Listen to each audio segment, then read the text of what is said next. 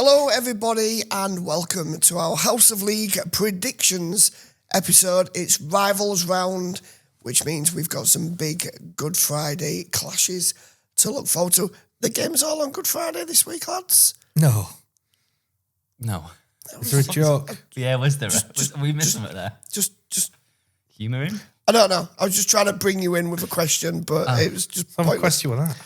Okay. Some might say the biggest games are on Good Friday, but that's up for debate. Well, I was just going to say, are there any other games played beyond? In your bubble, there's only one game on Good Friday, isn't there? There are the three biggest games of the weekend played on Good Friday, actually, in my opinion. Why have you got table the tennis match? whole derby, which comes in, we'll say joint second because we don't want to upset people. Wigan Saints also joint second. Again, don't want to offend people. But undoubtedly, across the game, everyone knows what is the biggest game of the week and the biggest rivalry.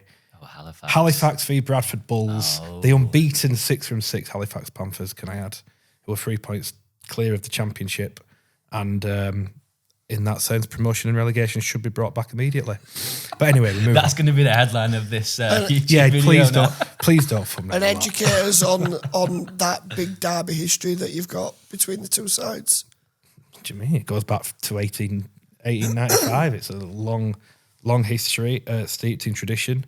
I don't know what you want me to say. Two very successful teams over the course of the years.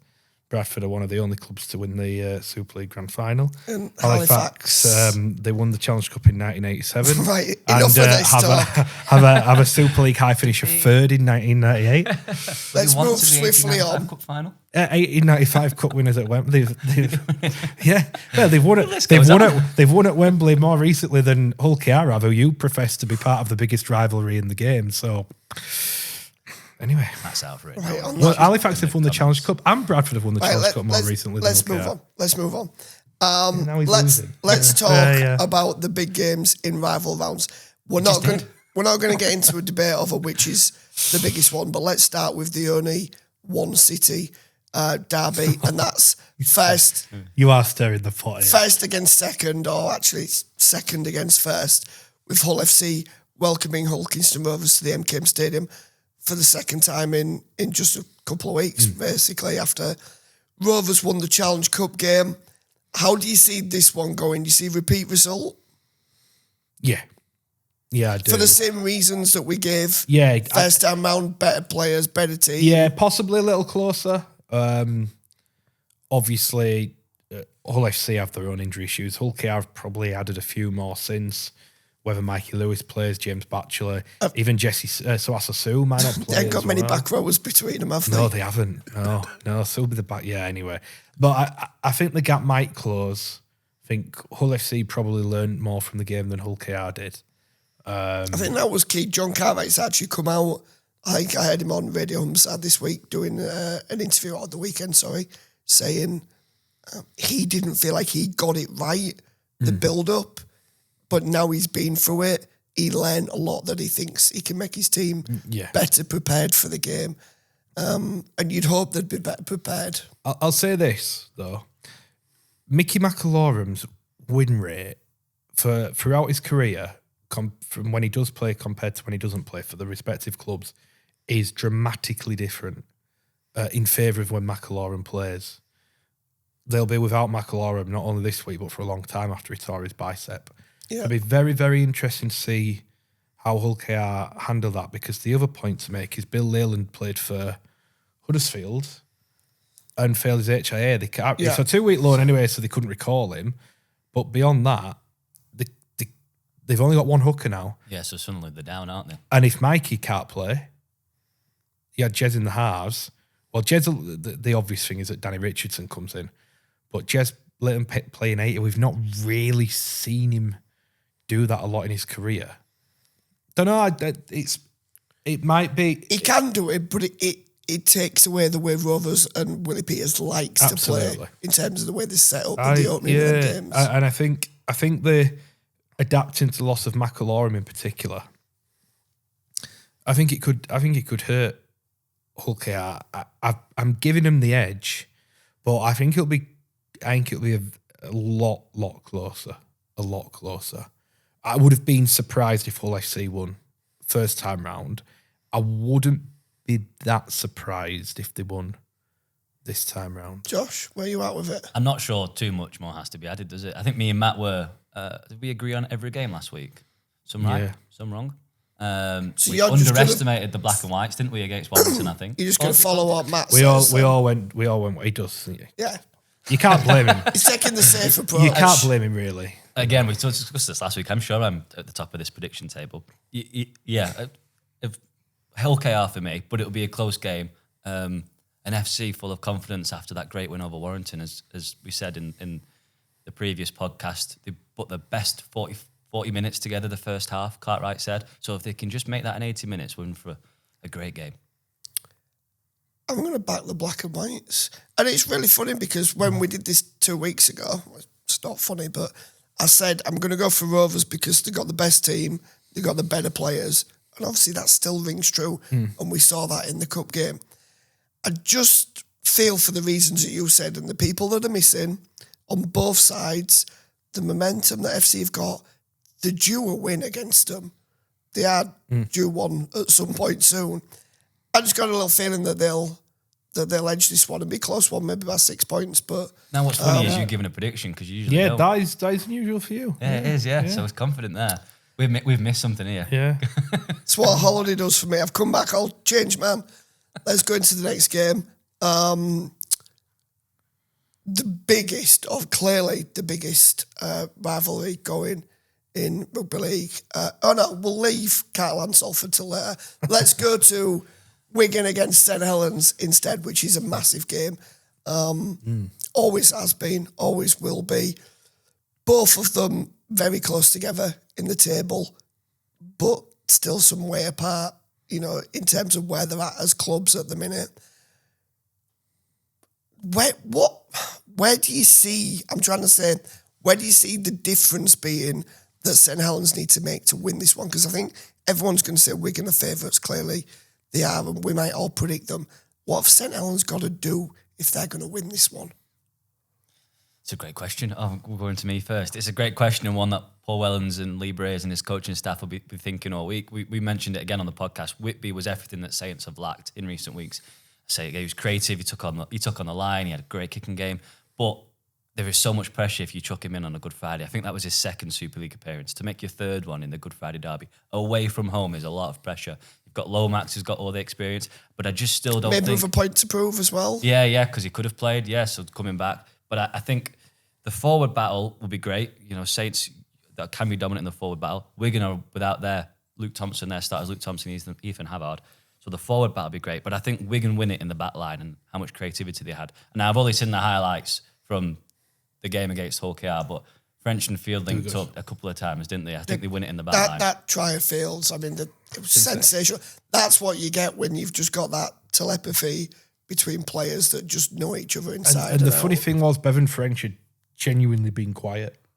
He'd been quiet all night. But he can be quiet. And then just does that. Oh, magic. Wigan were good. It was a good game, as you would have expected, between Wigan and Hull KR. The bigger picture, just moving off topic a little bit, just wonder psychologically what that'll do to KR. They've been on this ridiculous run that's nearly gone 12 months. They've won, is it 22 out of, no, it's more than that. I think it's 24 out of 29 or something like that. But 4 of the defeats are to Wigan. And which makes me think that psychologically, is he going to do anything for them? I know it might affect them when they play Wigan again because, how do we get over the line against Wigan? But they've beaten everybody else regularly. Yeah. In fact, nearly every time they've played. I'm probably talking more about when we get into grand finals and stuff, and maybe if you have another League Leader Shield showdown.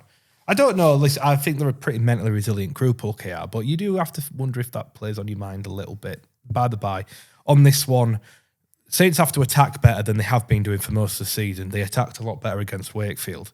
So who knows? Big decision for Paul Wellens to make. But I think the safe bet is Wigan, isn't it? Especially after coming off a win at Hull KR. Decent turnaround, yeah. Yeah. Wigan for me. Wigan, yeah. What I really love is Wakefield, Castleford next. Wakefield again just shifted a load of tickets. Have Castleford got a Wakefield postcode? Didn't you say it's the only one city derby? Did I? Wow. Someone would have to rewind. Didn't he? Yeah, I think he did. Not yeah. that I don't particularly think Castleford fans would be impressed if you said the small town. Well, then let's move swiftly on. Wakefield and Castleford, terrific that they've sold so many tickets. The atmosphere is going to be terrific down there. Difficult one because Wakefield are not doing brilliant at home.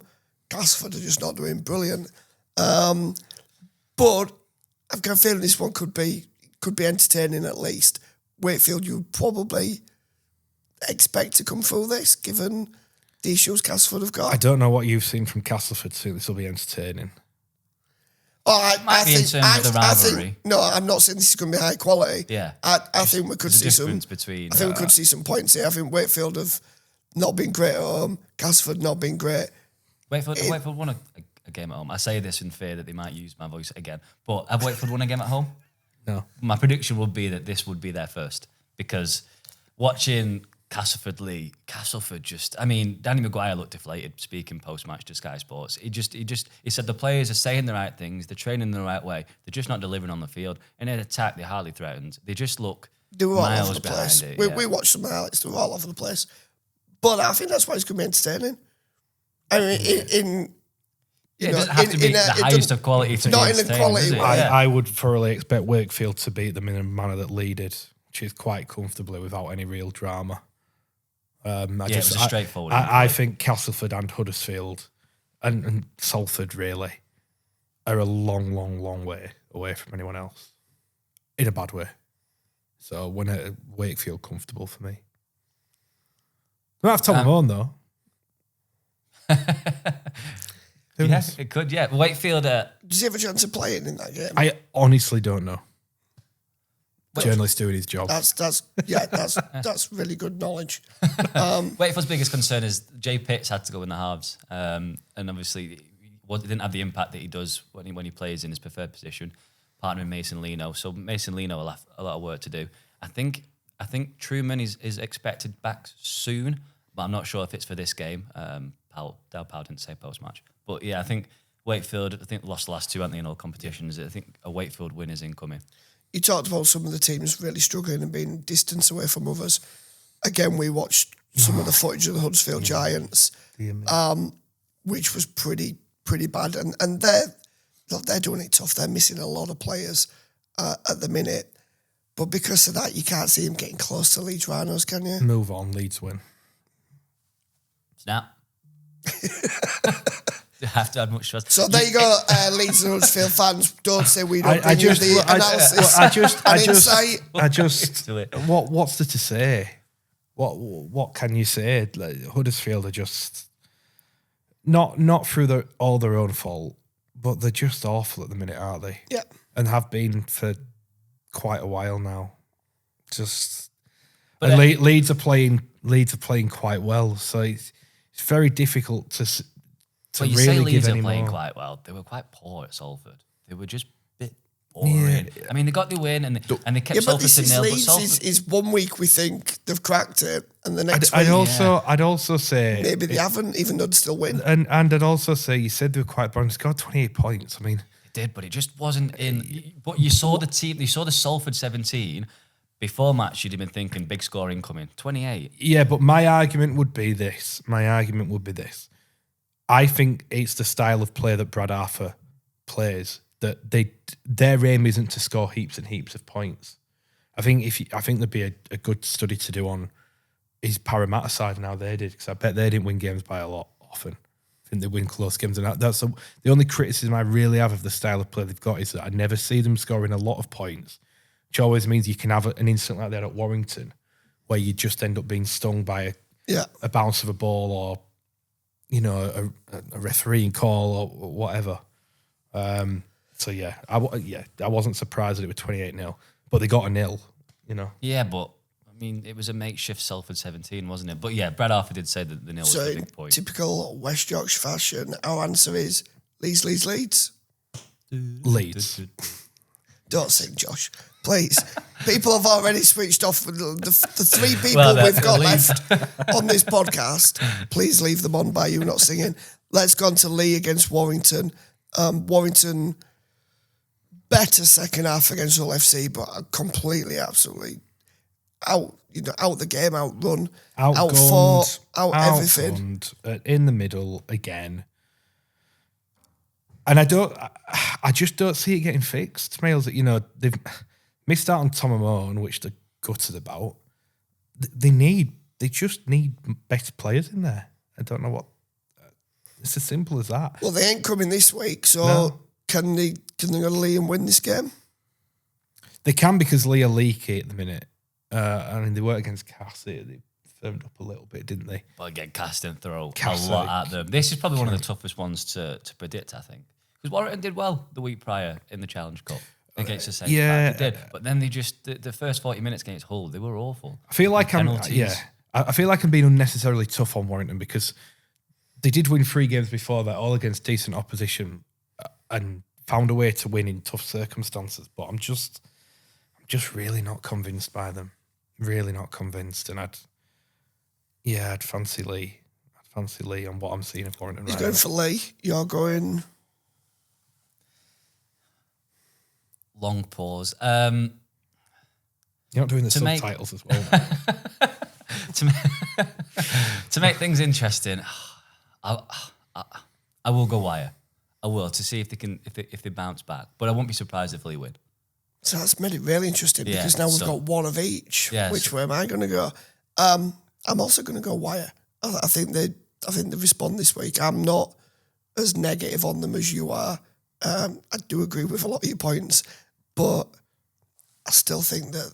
Yeah, I still think they've still got a class spine. I still think they're going to be a top half side, and I think they'll win this one. Where did I predict them to finish? 7th. Where are they in the table? Question it like I don't know, somewhere between 6th and 8th. Moving on quickly. 7 weeks in. I don't know. This is all going to get clipped up when they're third in the league after round 27. When 100% compilation. When we're doing press week before Old Trafford and we're speaking to Sam Burgess, getting the clips out. That's another massive headline, that. Warrington Wolves for grand final. Moving on. Final one. Catalans against Salford.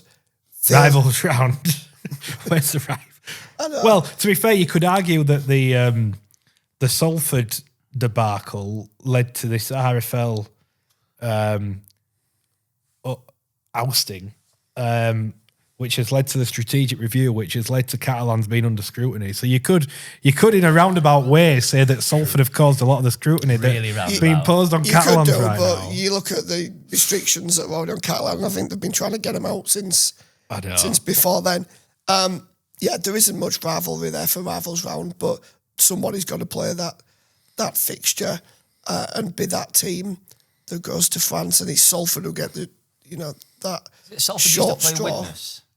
Catalans used to play Huddersfield. Catalans have played Huddersfield before. Catalans have played London. Catalans played London. Catalans played Huddersfield one year as well. It just depends on who's in the comp, doesn't it? And working. Yeah. You're always going to have the 2 Hulls. You're always going to have Saints. I mean, let's be honest. Leeds Huddersfield's not really a rival, is it? But you're not going to take away from Wakefield Cass. So no. Yeah, it's those 3, and then you basically fill the rest in. That's why you need Bradford back for Leeds. So, when Bradford have got Halifax to play, why would they want to? Exactly. Why would they want to be playing the Rhinos? Let's just talk about this game, please, and get this thing wrapped up and put these people out the misery. Catalan against Salford. Is there anything left to say on this? It's a home victory. Isn't it? It's just whether Salford. Yeah. Yeah, I'm just wondering. We haven't spoke about Salford until the last minute of the 2 shows. We didn't even get a chance to talk about him in the last podcast, because obviously the CEO spoke to Sky Sports, Tony Sutton spoke to members of the media. There's still a lot going on at Salford. And the host doing not bringing this up? Well, he's under a 30-minute deadline. Well, one, if it happened last week while I was away, it didn't happen in my head because totally switched off. But 2, I feel like I'm bored of it. I don't feel like we're any further down the line with it. That's my issue. Tony Sutton spoke to the media. Brilliant. Did you learn anything new? No. I mean, if we had longer in the podcast. But you didn't learn anything new. Absolutely not. Right? The CEO came out and said they're not rugby league people. We know that anyway. Yeah, he confirmed. They're after the stadium. You said that before we even knew who the owners were going to be 3 months ago when we started this. It only confirmed what we'd all been thinking, really, did that. So, and fair play to John Wilkin and Brian Carney for really going after it. You know what? In fairness, fair play to Chris Irwin for coming out in front of it because he knew we were going to get grilled. Yeah. And he did. And it probably added to the concerns of a lot of people, but at least he was as honest. That was an important interview, not taking anything away from that, and they did a really good job with it. Yeah. But I don't feel any more we're further down the track, hence why we've not talked about it. All we need to talk about is the game. Time's going. People want to go make a cup of tea. Just give us a prediction. Yeah, Catalans. Times 2. So the only one I think we're different in this week is Wiley. So Catalan times 3 wasn't worth the wait. Thanks for being with us. I'll go find my voice and we'll come back next week. Hopefully with better predictions. Hopefully we'll found a new host. If not, I'll try and switch my brain on and ask some proper questions. And hopefully we've replaced Josh. That's a lot to wish for. We'll see what we can do. At least one of them things will probably happen. That'll be Dan will be sat there and not you. Yeah. But until next week, thanks for being with us, everybody. We'll see you soon.